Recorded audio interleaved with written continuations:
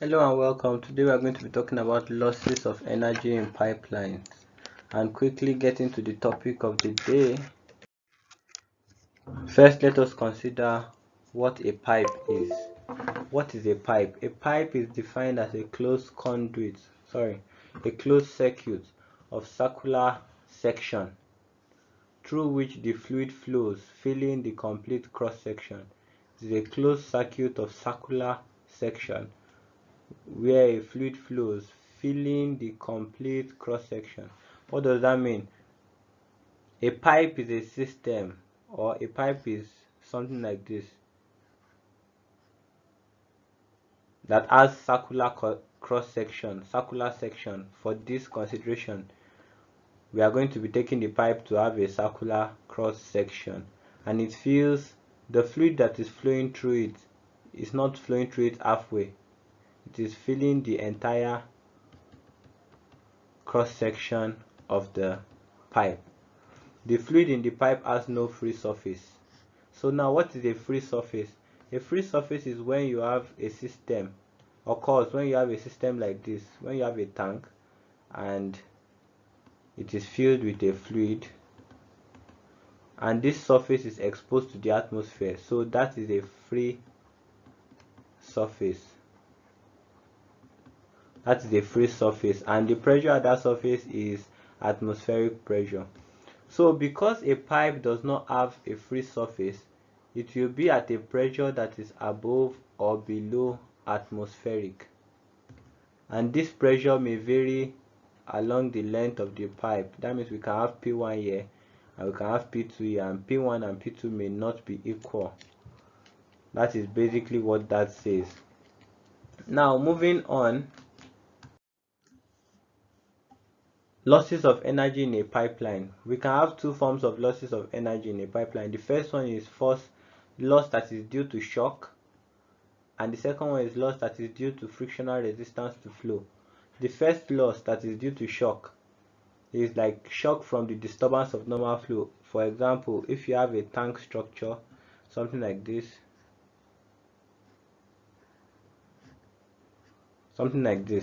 and it is filled with a fluid, and of course the fluid will flow through this pipe.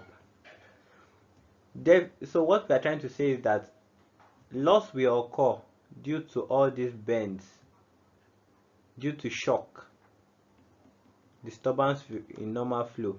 If you also add a gauge here, a loss will also occur at this gauge because that is like a shock. It is a disturbance in the normal flow of the fluid. And the second one that is due to friction is the loss of energy that occurs in the pipe as a result of the fluid's contact with the pipe surface. Basically, let me take us back to a notion of friction that we already know. When we have a flat surface like this and a cube or a box or an object, and we are trying to move it with the force F, there is an opposing force that will act against this force F, which will be Fr, friction. So our net force will be equal to F minus Fr, just reminding us of that concept. So basically it is the same thing here. When the fluid is trying to move in this direction, there's an opposing force that causes it to lose energy. So that loss in energy, we call it frictional resistance to flow. And the unit at any point in time, the unit of all this loss in energy is Newton meter per Newton, or simply it could be represented as meter head, pressure head, whatever you want.